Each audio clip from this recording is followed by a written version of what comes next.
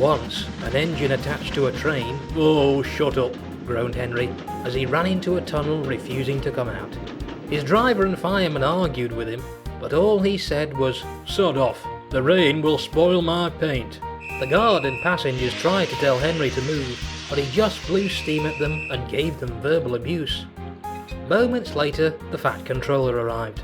"We're going to pull you out," he said, but Henry only made rude faces at him.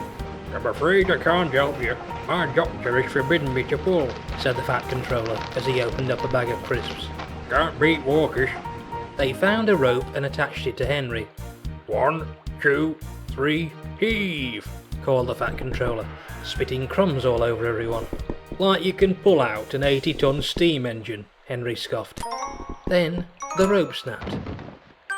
"You passengers are all pathetic," groaned the Fat Controller. "Why do I even bother giving you train rides?" "Because you want their money, sir," reminded his assistant. "Oh, that's right," said Sir Topham. "Can't buy curries without money, can you?" The passengers began to complain about their rope burns and sore bums. "Try pushing from the other end," suggested the controller. "I can't help, I'm afraid. My doctor is forbidden." We know. The passengers groaned. They failed miserably. Just then, Thomas arrived. "Push this train full of worthless passengers in a smart arse at the front," ordered Fat Hat. The tank engine tried his hardest, but soon he had to go and see a psychiatrist because of the abuse the Fat Controller gave him for not doing it properly. "Right," he said.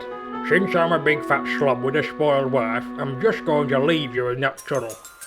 A load of bricklayers showed up out of nowhere and tried to build a wall in front of Henry.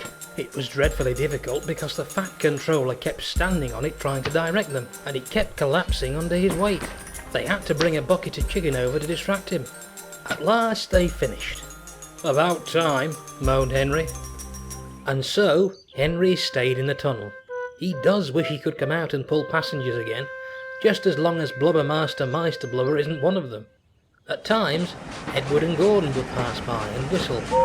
Henry was always in a foul mood, so he would shout profanities at them. One morning, Gordon backed down on his express train. He saw the Fat Controller climb aboard. "Oh, Lord," he groaned, as he felt the weight strain on his couplings. Soon he left the station, with the help of a back engine. The Fat Controller was sitting in his apartment when he saw the trolley attendant come by. His eyes widened when he saw the enormous cream pie on the trolley. "Excuse me," he said as innocently as possible. "Yes?" Then he realised who he was talking to and gasped. "Oh shit, not you!" The Fat Controller jumped him. A giant dent formed in the coach. Then there was a crack and Gordon's cab filled with leaking steam. The driver looked back only to see the Fat Controller chasing the attendant through the carriage windows. The train stopped just outside the tunnel. "Oh, crud," muttered Henry. "Fatty's back." The Fat Controller stepped off the train covered in pie filling and with a cherry stuck to his hat. He was munching on a bag of peanuts. "What's all this then?" he asked. "You burst Gordon's safety valve with all your weight, sir," said the driver. "He's not going anywhere now." "I've never liked these big engines," burped the Fat Controller. "Get another engineer pronto." Soon Edward arrived. He tried his best to move the heavy train, but with the extra ton the Fat Controller put on by riding in the dining car, he had no chance. "Why don't you let Henry try it?" asked Gordon. "Glad I thought of it," smiled the Fat Controller. "Will you help move this train, Henry?" he asked. "Go and jump off a bridge," replied Henry. "What a stupid idea, Gordon," the Fat Controller moaned. Just then, Peter Kay poked his head out of one of the windows. "If you think you're so great, why don't you pull the train?" he shouted. "Very well then, I will," Sir Topham replied. But 3 seconds after trying, the blobby old bugger collapsed in a burst of exhaustion. Need grease," he said between deep breaths. He turned to his assistant. "Oh, get me a Big Mac from McDonald's, would you?" "This is pathetic," groaned Henry. "All right, you fat slob, I'll do it. Shall I call the bricklayers?" asked Hattie's assistant. "No need," said the Fat Controller. He went over to the wall and stood on it. It instantly collapsed. Henry was soon ready and coupled to the train.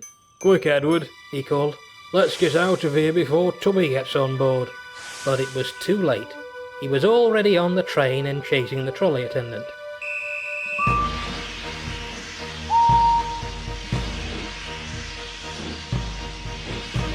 After much struggle, the train was off.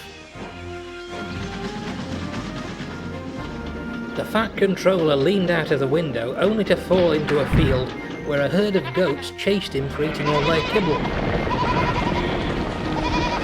The rest of the journey was much easier. When the express arrived at the next station, the Fat Controller was on the platform. He was covered in straw and manure. Well done, you two, He said, Henry shall be repaired, repainted, and have something done about his attitude problem. "Oh, whatever," Henry scoffed.